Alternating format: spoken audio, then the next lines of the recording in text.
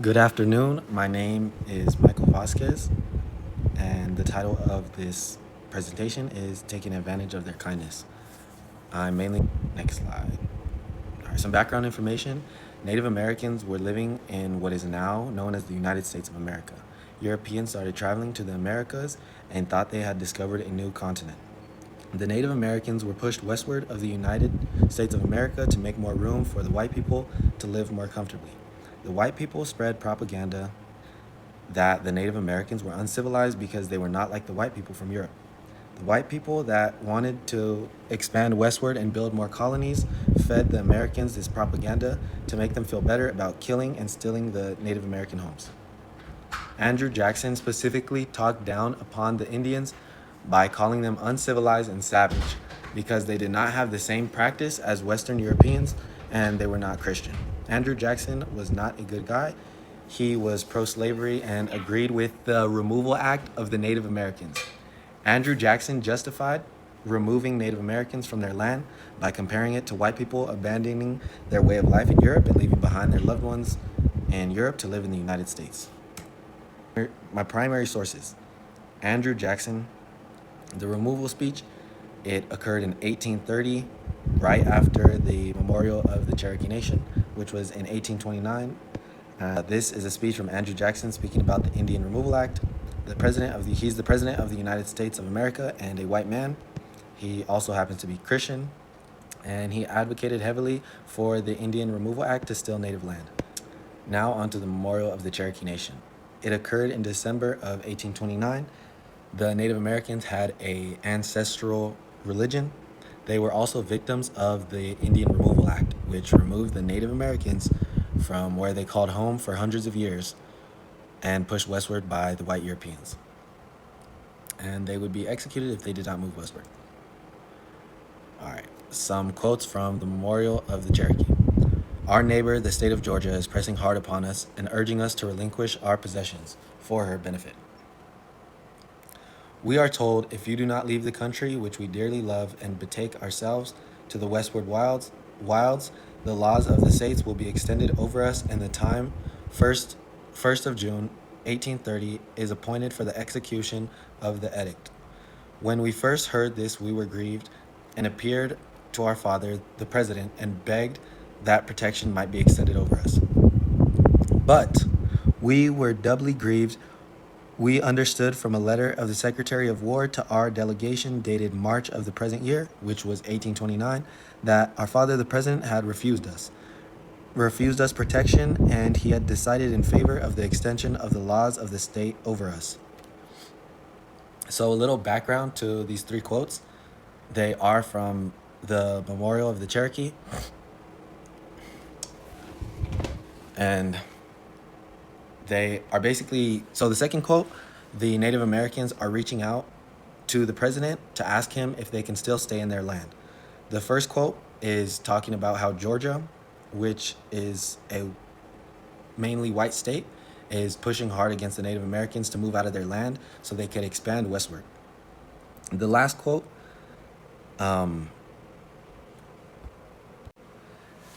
the third and last quote talks about the president of the United States, which they call father, refused to let the Native Americans stay.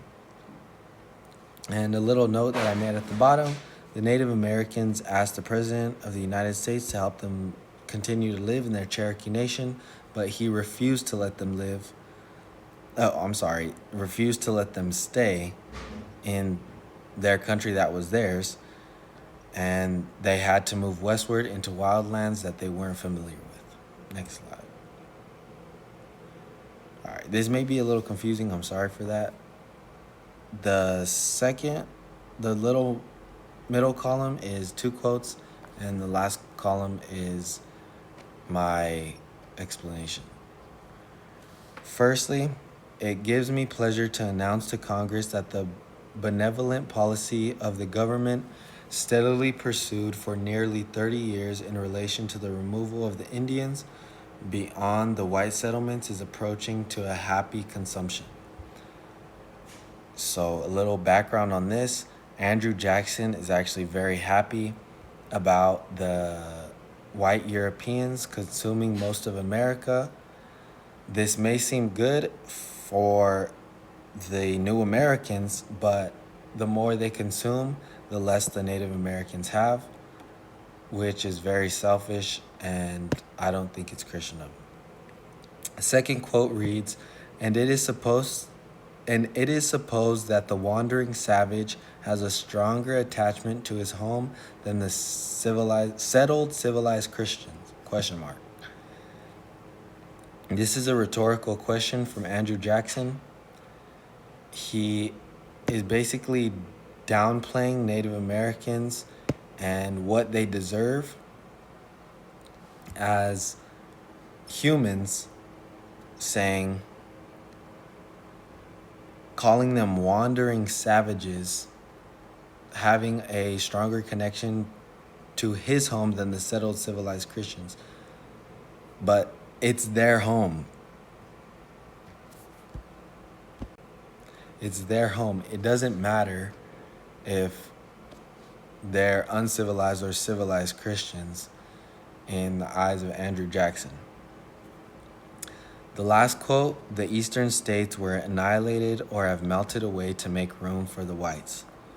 Andrew Jackson, just from reading this, he has no remorse for the Native Americans that he's stole their land from.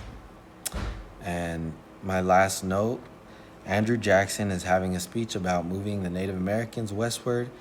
He is doing this to build white settlements on Native land. Comparison.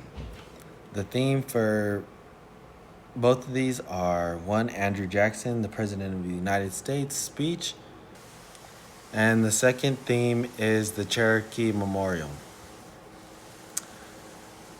Quickly, I'm going to go over them. The laws were the Indian Removal Act for both of them. The religions, Andrew Jackson was Christian, and the Cherokee Memorial, the Cherokee Nation was polytheistic. The economics were seen as good at the time, but they were going downhill. Both of these letters, the speech and the letter, were around the same time, so I wrote eventually bad for both. The gender, Andrew Jackson is male, and the Indian Removal Act affected both male and female Cherokee people. The race is white for Andrew Jackson. The Cherokee Nation is a tribe and a nation, and they were in the United States before all of the Europeans invaded. And the background of Andrew Jackson is he's just European. He descends from Europeans. All right, next slide, which should be my biography. All right, my biography, it's just listing the sources, the primary sources that I was given in the primary source activity. And thank you so much for listening. Have a wonderful day.